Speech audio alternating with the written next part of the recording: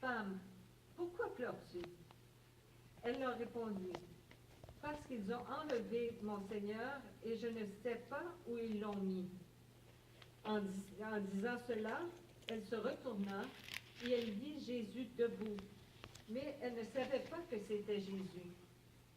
Jésus lui dit, Femme, pourquoi pleures-tu?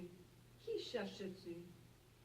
Elle, pensant que c'était le jardinier, lui dit, Seigneur, si c'est toi qui l'as emporté, dis-moi où tu l'as mis, et je le prendrai. Jésus lui dit, Marie.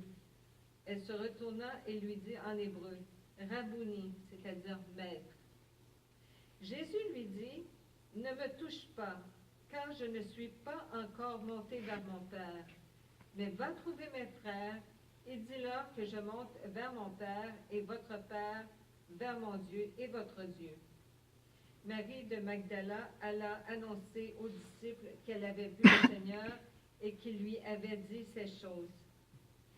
Continuons. Le soir de ce jour, qui était le premier de la semaine, les portes du lieu où se trouvaient les disciples étant fermées à cause de la crainte qu'ils avaient des Juifs, Jésus vint, se présenta au milieu d'eux et leur dit, « La paix soit avec vous. » Et quand il eut dit cela, il leur montra ses mains et son côté. Les disciples furent dans la joie en voyant le Seigneur. Jésus leur dit de nouveau, « La paix soit avec vous.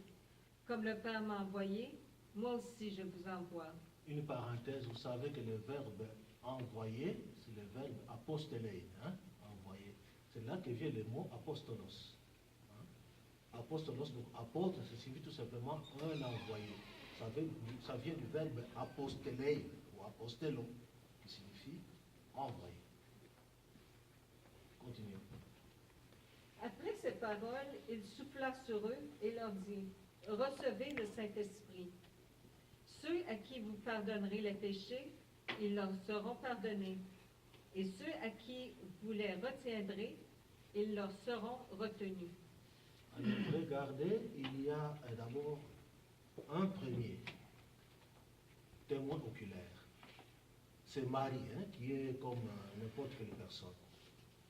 Marie va appeler deux personnes. C'est Pierre et Jean. Ils viennent au tombeau, Jean arrive le premier, mais il n'entre pas, bien qu'il soit le disciple bien-aimé. Il attend jusqu'à ce que Pierre arrive, Pierre entre. Et finalement, c'est Jean qui entre. Le soir du même jour, Jésus se présente devant ses disciples. Entre parenthèses, Thomas n'est pas là.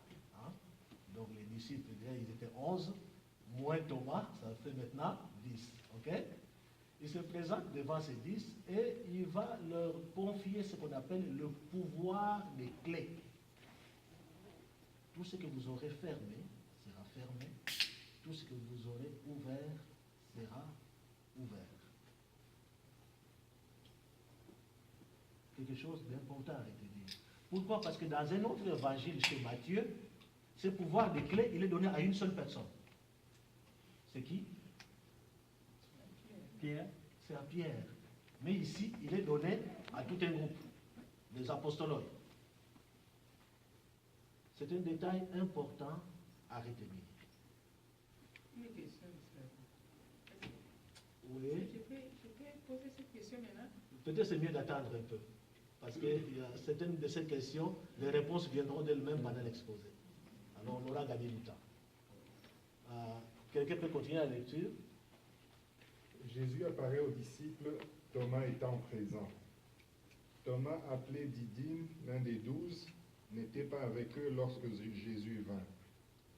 Les autres disciples dirent donc, « Nous avons vu le Seigneur. » Mais il leur dit, « Si je ne vois pas dans ses mains la marque des clous, et si je ne mets pas mon doigt dans la marque des clous, et si je ne mets pas ma main dans son côté, je ne croirai point. » Bon, est-ce que vous pouvez sauter et aller jusqu'au verset 30?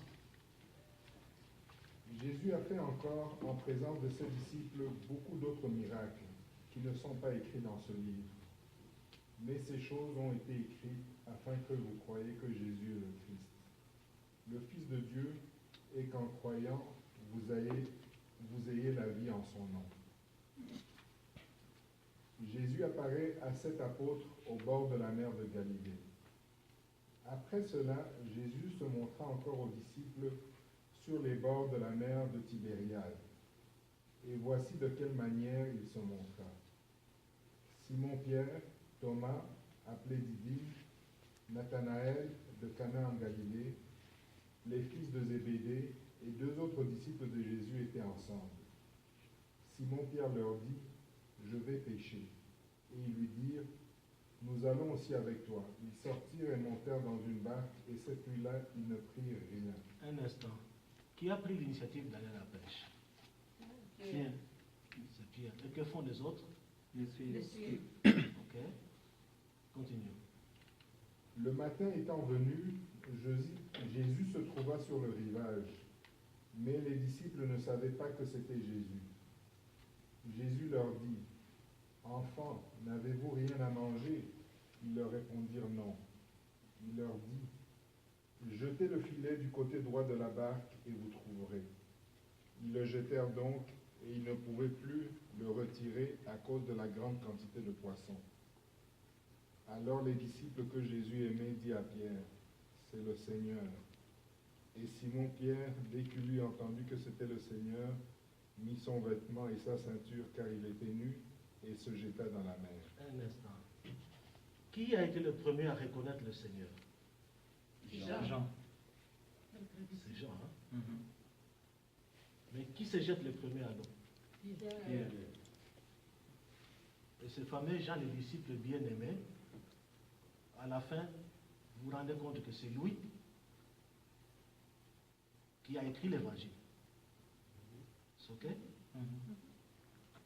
Ça, c'est important. Retenez ça et vous comprendrez après pourquoi. Continuons. Les autres disciples vinrent avec la barque, tirant le filet plein de poissons, car ils n'étaient pas éloignés de terre que d'environ 200 coudées. Lorsqu'ils furent descendus à terre, ils vinrent là des charbons allumés, du poisson dessus et du pain. Jésus leur dit, « Apportez des poissons que vous venez de prendre. » Simon-Pierre monta dans la barque et tira à terre le filet plein de 153 grands poissons. Stop, un instant. Les disciples, ils sont combien là? 7. Qui monte dans la barque pour tirer les poissons? Simon-Pierre. Ok? Continuons.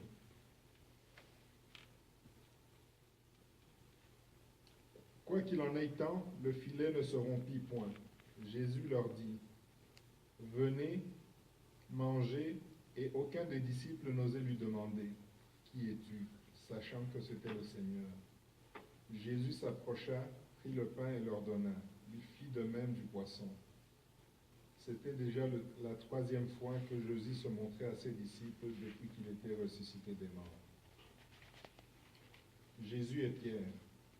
Après qu'ils eurent mangé, Jésus dit à Simon-Pierre, « Simon, fils de Jonas, m'aimes-tu plus que ne m'aiment ceux-ci » Il lui répondit, « Oui, Seigneur, tu sais que je t'aime. » Jésus lui dit, « Paie mes agneaux. » Il lui dit une seconde fois, « Simon, fils de Jonas, m'aimes-tu » Pierre lui répondit, « Oui, Seigneur, tu sais que je t'aime. » Jésus lui dit, « Paie mes brebis. » Il lui dit pour la 3e fois, « Simon, fils de Jonas, m'aimes-tu » Pierre fut attristé de ce qu'il avait dit pour la 3e fois, « M'aimes-tu » Il lui répondit, « Seigneur, tu sais que toutes tes choses, tu sais que je t'aime. » Jésus lui dit, « Paie mes brebis. » En vérité, je te le dis, quand tu étais plus jeune, tu te saignais toi-même et tu allais où tu voulais.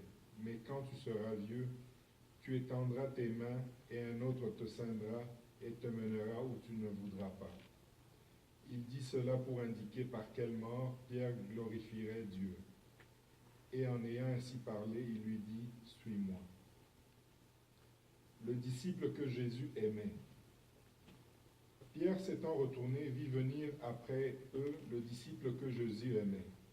celui qui pendant le souper s'était penché sur la poitrine de Jésus et avait dit, « Seigneur, qui est celui qui te livre ?»